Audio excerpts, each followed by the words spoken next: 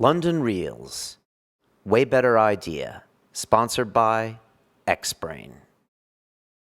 Email is an important tool to be productive and communicate with the world. But let's face it, most of us spend our day looking at the top 5 lines of our inbox to see who has replied to us. What's the solution? Take your email offline. Shut down the rest of the world, and that way you can concentrate on replying to those important emails, creating proposals to send to new clients, or just brainstorming on new people that you need to contact. After 2 hours, let the floodgates open and you can start reacting to other people's agenda for your time. That's today's Way Better Idea, brought to you by the folks at Xbrain. If you want to check out their Way Better protein powder, it's grass-fed, free range, and tasty as hell. You get 15% off with the code LondonReal. Click on the link below or go to xbrain.co.uk. Peace.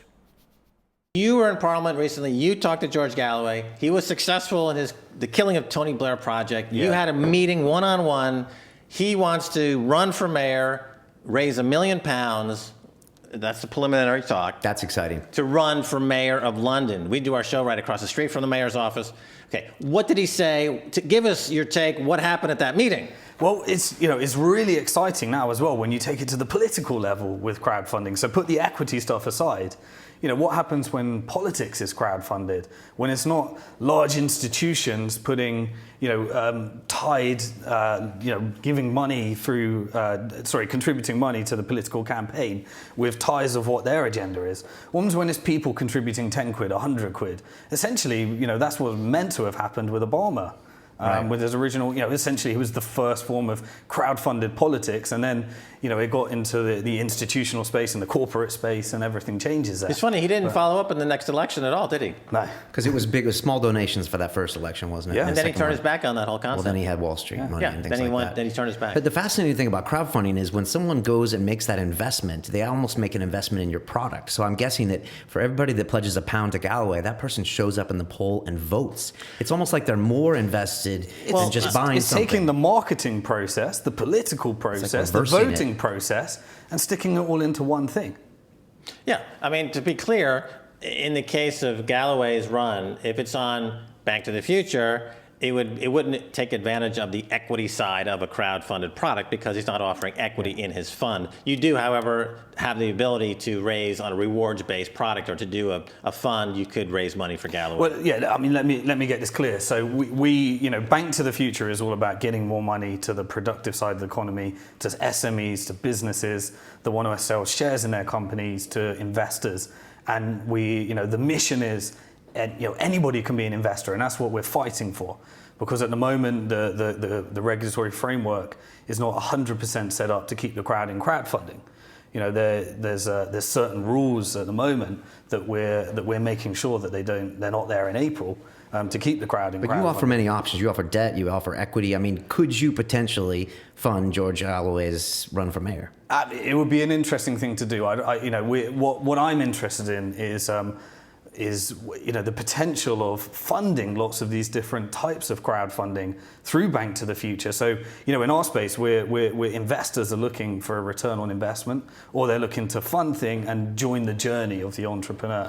I think I have a little insight into this, in that there's 2 distinct business models. There's the equity side and the reward side. Yeah. So your niche is really on the equity side. Yeah, that's where we want to play in the equity side, and some maybe lending at some point. Yeah, well, okay. But on the reward side, you're not really as active on that side, and as a business, you want to stay focused. Yeah. So in the case of Galloway, you could conceivably do it on your platform. Yeah. Okay. But it's not necessarily, they wouldn't fall under the rubric of their niche of doing equity. They could, because they've got the technology and he could do it.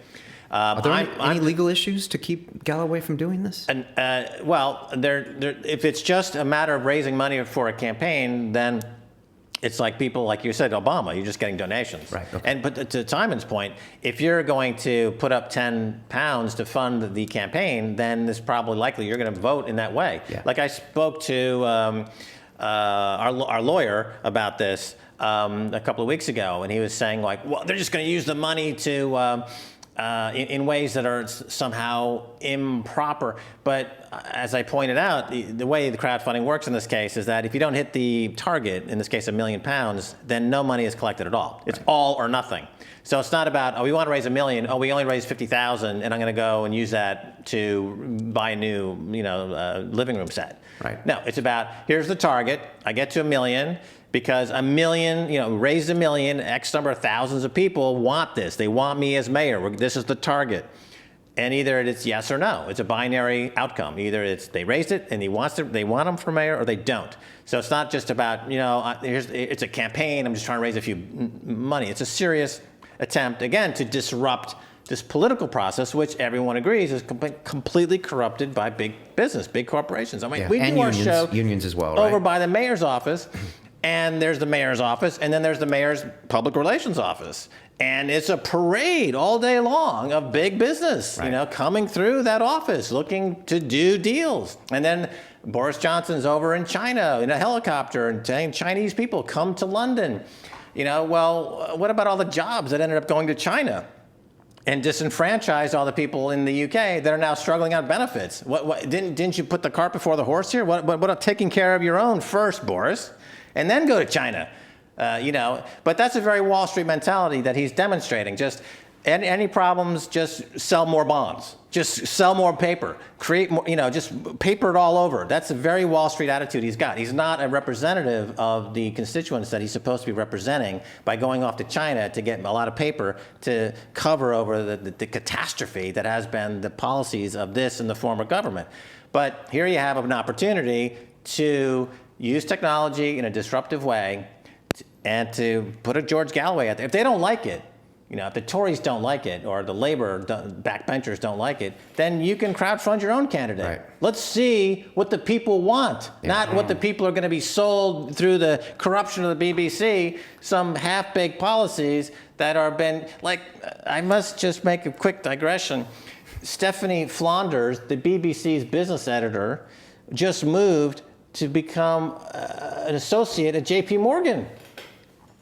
Okay, so is this why BBC didn't report on JP Morgan's Forex scandal? Is this why they didn't report on the London whale scandal, on the any number of the half dozen scandals of JP Morgan in London? Is that why Stephanie Flanders, the BBC's editor, didn't report on it? Because she's trying to get a job at the at JP Morgan? And future reporters will see how they're rewarded by doing this. Right, so now they're like, we better be told the line, right, because they're going to get a big job. That's unconscionable. The BBC should have gone down in front of BBC House, taken out a Luger and blown their head off, and that would have given some closure to the BBC for the British people, finally, because they're worse than worthless. They're dangerous. They're dangerous ideologues.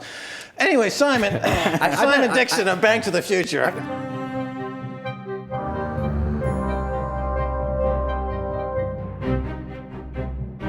This week on London Real, former MI5 intelligence officer turned whistleblower, Annie Machon. What we're looking at now is a de facto police state. All the laws are in place, they're just not being applied to most citizens yet. I think it's not a case of having anything to hide, it's having a case that I have a right to privacy, and I can't guarantee my government will uphold that right, therefore I need to take the steps to do it. She talks NSA whistleblower Edward Snowden. He would die for his country. He wants to try and improve the way his country operates within its own boundaries and protect its citizens. And we seem to forget and think that human rights are a luxury. They're not, they're fundamental, and privacy is one of them. On Sunday, London Real presents Annie Machon, whistleblower. So it's a very British mess, is the short answer.